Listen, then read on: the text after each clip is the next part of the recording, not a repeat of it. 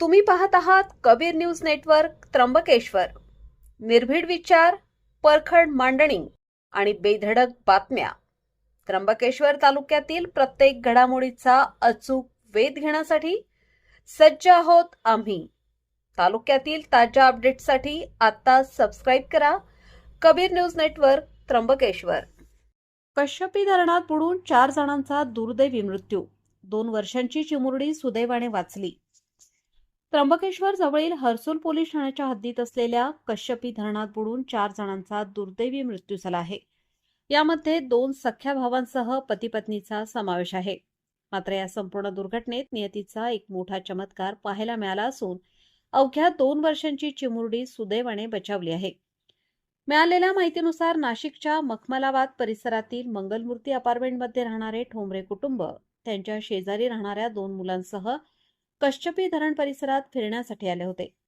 दिनांक 26 रोजी सायंकाळी 4:45 वाजेच्या सुमारास हे सर्वजण धरणाच्या कडेला आंघोळीसाठी पाण्यात उतरले. पाण्यात उतरल्यानंतर एकाला पाण्याचा अंदाज आला नाही आणि त्याचा पाय घसरला. तो बुडत असल्याचे पाहून त्याला वाचवण्यासाठी एकमेकांचे हात धरले आणि याच प्रयत्नात 4ही जण पाण्याच्या वेगाने ओढले गेले. या दुर्घटनेत मृत्युमुखी पडलेल्यांची नावे पुढील प्रमाणे आहेत. सचिन कैलास ठोंबरे, वय 30 वर्ष, मूळ राहणार पिंपरण, तालुका संगमनेर, जिल्हा अहिल्यानगर, हल्ली मुक्काम मखमलाबाद, नाशिक. रोहिणी कैलास ठोंबरे, वय 25 वर्ष, सचिन ठोंबरे यांच्या पत्नी केतन अनिल पवार, वय 16 वर्ष, शेजारी राहणारा मुलगा कौशल अनिल पवार, वय 14 वर्ष, केतनचा लहान भाऊ.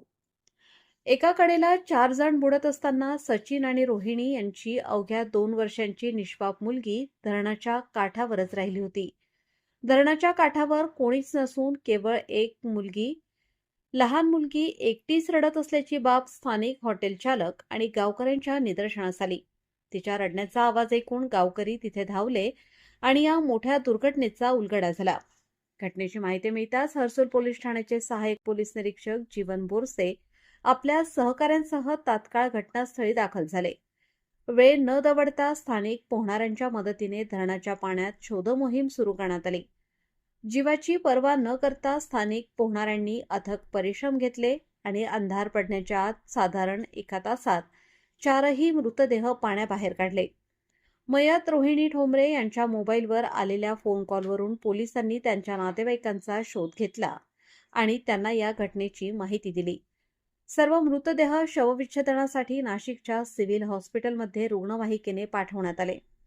काठावर सुखरूप मिळालेल्या त्या 2 वर्षाच्या चिमुरडीला तिच्या आजीच्या स्वाधीन करण्यात आले आहे. एका सुखी कुटुंबाचा आणि शेजारच्या 2 कोवळ्या मुलांचा असा अंत झाल्याने मखमलाबाद परिसरात शोककळा पसरली आहे. कबीर न्यूज नेटवर्क आवाहन करते की धरणाच्या किंवा कोणत्याही पाण्याच्या ठिकाणी जाताना पर्यटकांनी सुरक्षेची काळजी घ्यावी. पाण्याचा अंदाज नसताना पाण्यात उतरू नये.